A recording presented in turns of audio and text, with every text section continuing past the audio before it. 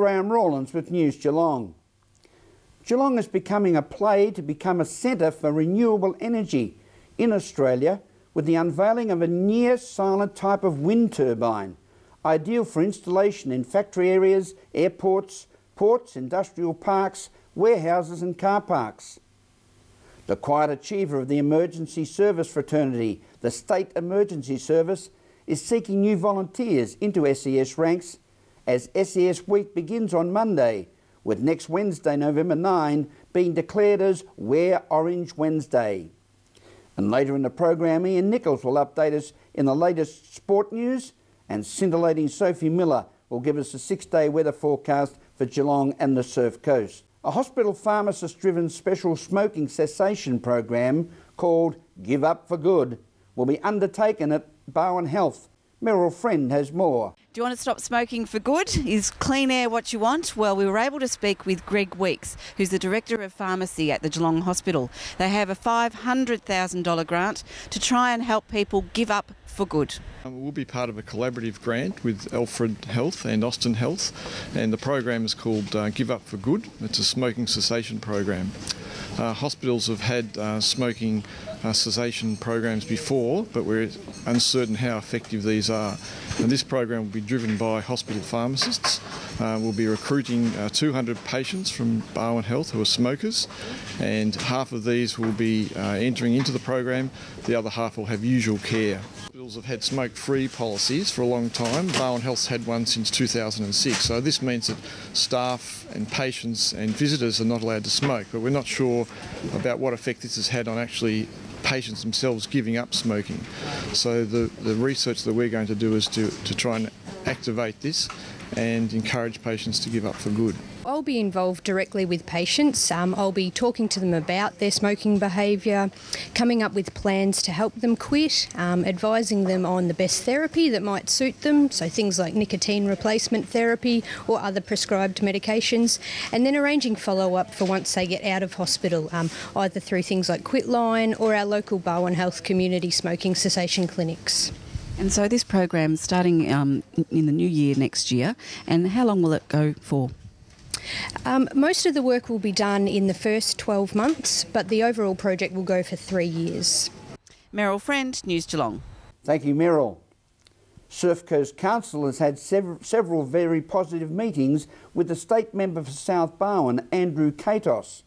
Among the subjects discussed is a standalone secondary college in Torquay North, as Ian Nichols reports. This is the Torquay Secondary College. It's placed in the very busy precinct here on Grossman's Road, next to the council chambers, but both are moving, council chambers and the school, eventually.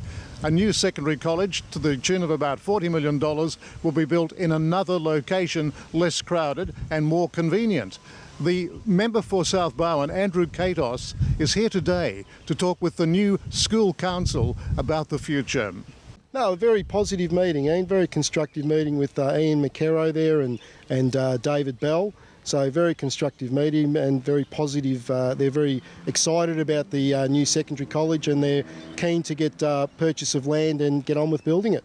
I noticed in your newsletter, which came in my letterbox today, which explains a few things, the government or the department is undertaking a parallel design project ahead of the land purchase. Could you explain that to our viewers in this area? Well, what that does, that's actually to save time. So they're designing the school, they've got it ready to go, so when the land is finalised, when the purchase is finalised, the design of the school and is ready to go on the site.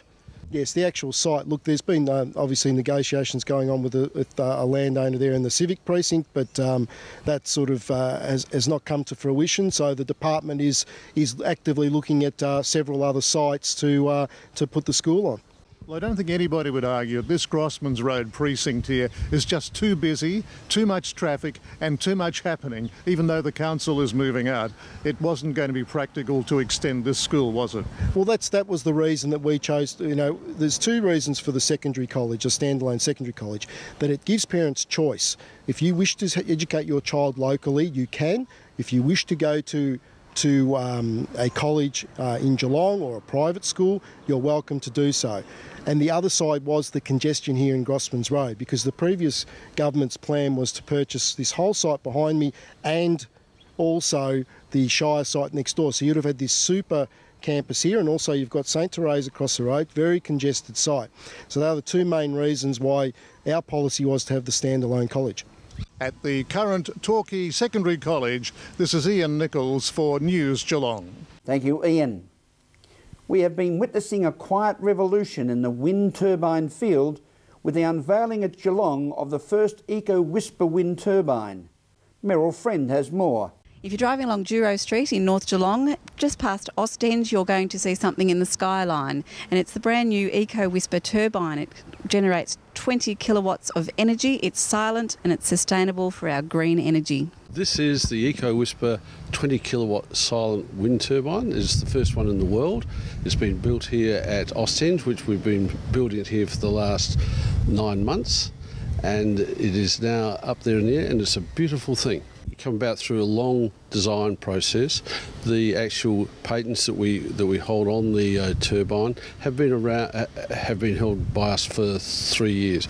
We've been involved in renewable energy as a group for about 7 or 8 years, and this is an identification of companies like Ostend who are after a wind turbine in wind areas which are able to supply their power needs. The three-bladed ones is the noise that you can hear as the blade goes past the pole, and as you can see there aren't any blades to actually go past the pole. At the same time, there is a wingtip noise that people believe they're hearing. I've got no opinion about that. I think that they have a reason. That's why you can hear a helicopter. But at the end of the day, we've got a cowling on the end there, so if there is any speed on there, there isn't that vibration or the wind spilling off the end of the actual blades, which helps. And despite that, it's not going fast enough anyway, as you can see. This has a real application to all commercial applications that have wind assets. There's no point in putting up anything if you haven't got any wind. The ports, hospitals, nursing homes, large rural applications. We don't think it's an area for housing at all. It's way too big. Our smaller 5 kilowatt might be, but we think wind turbines have to be really thought about around houses. But this is mainly aimed at industrial areas, remote systems, hybrid systems, diesel replacement, and the list goes on, but not houses. From Ostend in North Geelong, Meryl Friend, News Geelong. Thank you, Meryl. This is News Geelong on this Friday evening as we go to a break and return with more news after this.